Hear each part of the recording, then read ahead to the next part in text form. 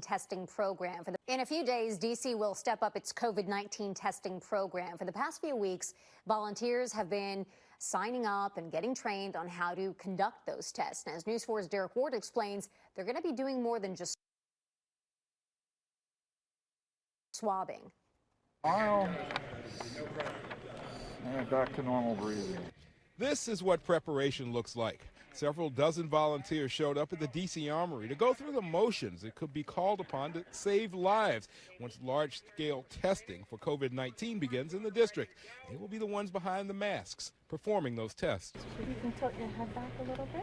These volunteers with D.C.'s Medical Reserve Corps are only a few of the more than 2,000 people who've answered the call issued just last week. Doctors and nurses, even things like dentists, all different medical professionals that are willing to help out.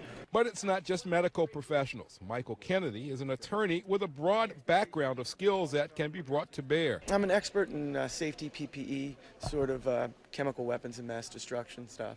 They come from the same communities they'll be serving, and they'll be administering tests, and they'll also be administering hope, a calming factor in anxious times. I definitely think that there is a fear factor, initially not knowing about what the procedures are and how this is going to work.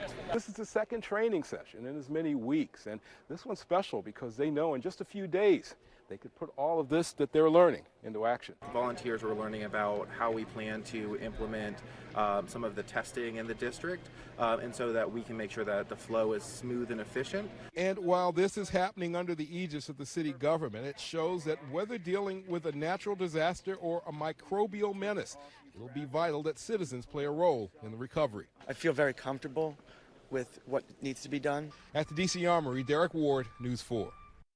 Thank you to all those folks who are answering the call. Volunteers are still needed, and organizers say you don't need to be a health professional in order to sign up. Again, thank you to everybody who has already done that.